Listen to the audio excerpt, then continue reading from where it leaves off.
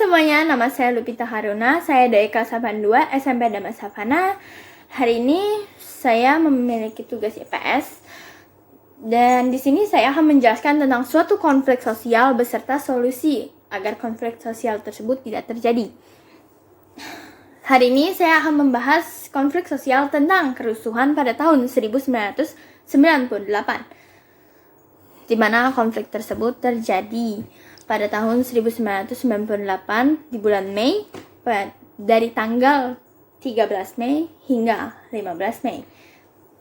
Peristiwa-peristiwa yang menyeramkan dan menyedihkan terus bergulir pada kerusuhan Mei 1998. Kerusuhan Mei 1998 merupakan peristiwa yang teramat menyakitkan terutama bagi etnis Tionghoa yang ada di Indonesia.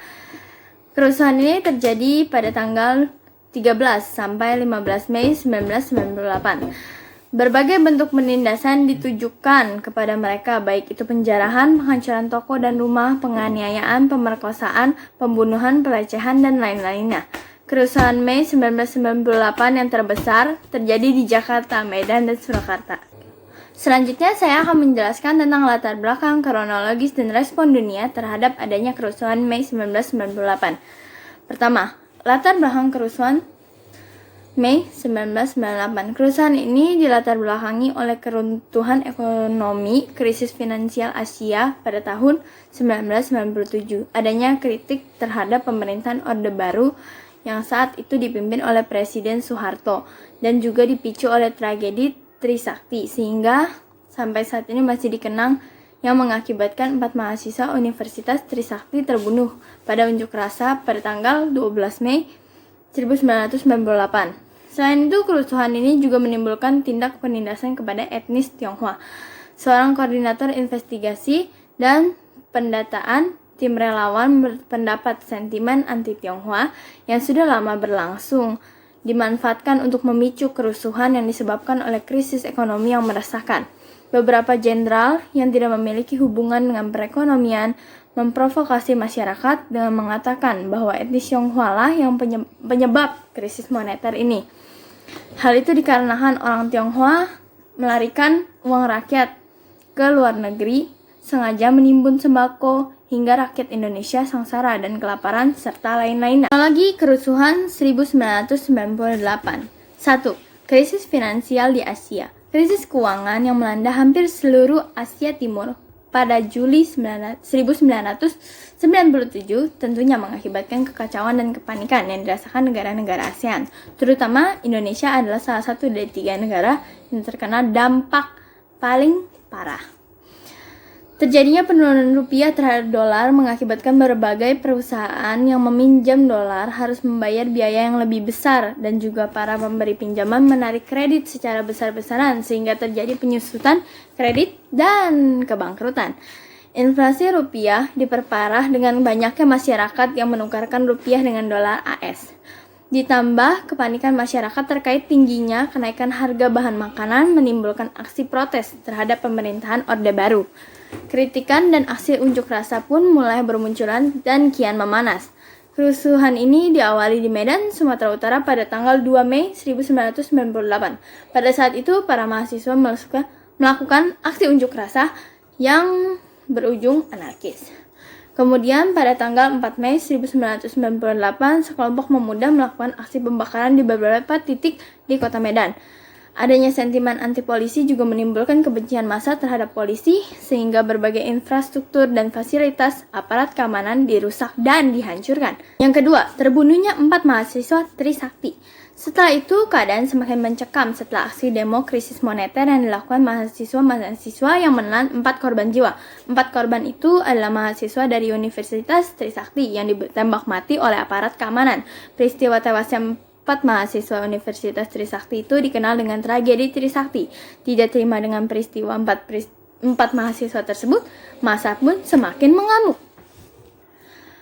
Selanjutnya yang ketiga adalah penindasan terhadap etnis Tionghoa. Tidak hanya berhenti sampai aksi unjuk rasa dan bentrokan dengan aparat keamanan, kerusuhan juga berlanjut pada penindasan pada etnis Tionghoa, terutama wanita. Adanya rasa sentimen bangsa pribumi terhadap pendatang sudah ada sejak zaman penjajahan Belanda. etnis Tionghoa yang datang ke Indonesia dijadikan sebagai pemungut pajak, pengambil insentif dari warga, dan juga perantara perdagangan, menimbulkan sentimen negatif dari bangsa Indonesia terhadap etnis Tionghoa yang dianggap melakukan penindasan dan mengambil alih kekuasaan di Indonesia, serta berkembangnya isu anti-Tionghoa yang dikenal licik. Ditambah lagi, etnis Tionghoa yang jika dilihat secara ekonomi berada dalam posisi yang stabil dan strategis serta sukses pada saat itu, sehingga menjadikannya kaum minoritas yang tidak disukai dan kelompok yang disisihkan. Penindasan yang dilakukan pada etnis Tionghoa sungguh memilukan, di mana toko-toko rumah mereka dijarah, dibakar, dan dihancurkan. Bahkan bukan hanya itu saja, nasib wanita Tionghoa pun sangat menyayat hati. Mereka menjadi korban pemerkosaan, pelecehan, penganiayaan, dan pembunuhan. Para perusuh menargetkan wanita Tionghoa sebagai sasaran utama karena wanita Tionghoa adalah target yang dianggap lemah. Berdasarkan hasil analisis seorang tim relawan, alasan wanita Tionghoa dikatakan golongan triple minority sehingga dijadikan target amukan massa karena 1. Dia merupakan wanita, 2. Berasal dari etnis Tionghoa yang minoritas, 3. Beragama non-muslim sehingga mereka paling tepat dijadikan target dalam kerusuhan berbasis politik karena mereka pasti akan sulit untuk membela diri mereka. Selanjutnya, pemerkosaan yang dilakukan oleh para perusuh terhadap warga wanita Tionghoa itu dilakukan secara geng, di mana korban diperkosa oleh beberapa orang secara bergantian dalam waktu yang bersamaan. Pemerkosaan banyak dilakukan di rumah korban dan beberapa di tempat umum, bahkan di depan orang lain. Tanpa pandang bulu, para perusuh menyekap wanita Tionghoa yang dijumpai, baik itu di jalan, di rumah, bahkan di kendaraan transportasi. Kemudian wanita Tionghoa tersebut disiksa, dilecehkan, diperkosa, dirusak fisiknya, dimutilasi, dibakar, dan dibunuh, dan perbuatan keji lainnya. Korban-korban pemerkosaan ini hanya bisa diam lantaran diancam oleh pelaku untuk tidak membuka mulut. Kalau tidak, seluruh anggota keluarganya akan disiksa lebih kejam lagi. Bukan hanya itu saja, alasan diamnya para korban adalah karena adanya rasa takut, malu, dan trauma yang berat membuat mereka tertahan dalam sedih dan mencoba berusaha melupakan kejadian itu. Tentu saja, hal itu menimbulkan trauma psikis yang berat dan bekas luka yang menyakitkan bagi wanita-wanita tersebut. Harga diri, impian, dan cita-cita, serta kebahagiaan terasa sirna semuanya, hanya meninggalkan luka dan keputusasaan yang mendalam. Mereka menjadi trauma terhadap laki-laki yang tidak dikenal, serta sering mengalami ketakutan dan kecemasan yang tiada henti. Beberapa dari korban ada yang bunuh diri karena tidak sanggup menjalani hidup kembali.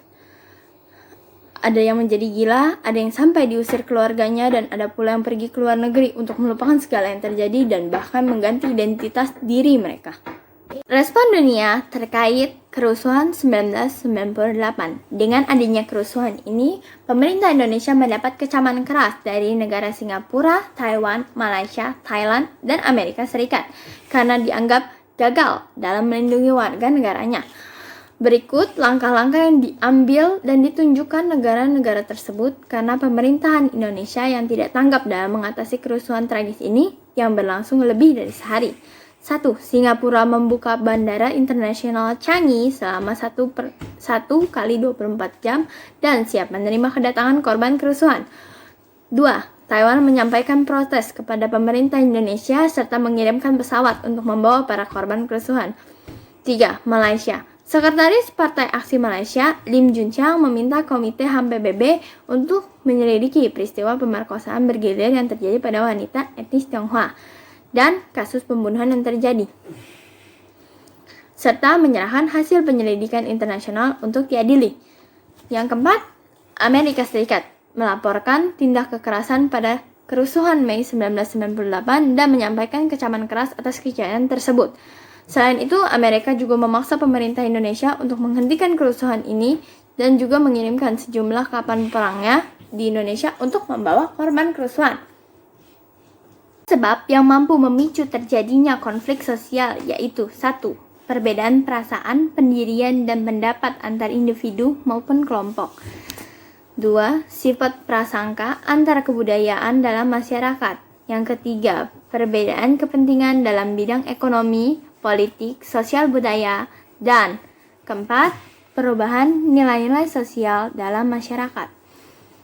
Selanjutnya, Suatu konflik sosial memiliki dampak positif dan dampak negatif. Dampak positifnya salah satunya adalah memperkuat integrasi dan solidaritas internal kelompok, mendorong terjadinya perubahan sosial guna menghilangkan kondisi kesenjangan dalam masyarakat. Selanjutnya, mendorong perbaikan kapasitas lembaga yang berwenang pada suatu negara dan mendorong masyarakat menjadi lebih dinamis. Selanjutnya, ada juga dampak negatifnya yang menurut saya lebih banyak daripada dampak positifnya. Dampak negatif dari terjadinya konflik sosial adalah menciptakan kondisi ketidakteraturan sosial dalam masyarakat. 2. Mengancam norma dan nilai sosial yang sudah terbentuk sebelumnya dalam suatu masyarakat. Lalu, menciptakan sifat prasangka buruk antar suatu kelompok dan hilangnya kontrol sosial dalam masyarakat. Sebagai warga negara Indonesia, berharap konflik sosial seperti ini tidak terjadi lagi di negara tercinta kita. Sebagai manusia yang cinta damai, ada baiknya kita tidak mudah terprovokasi dengan hal-hal yang dapat memecah belahkan persatuan dan kesatuan bangsa.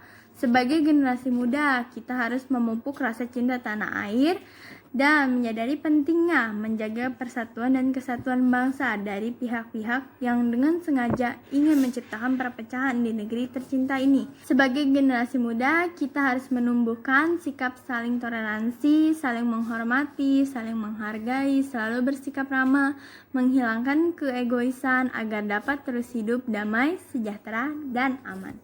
Sekian penjelasan dari saya. Terimalah salam damai dari saya, Sukyotu. Namo Buddhaya.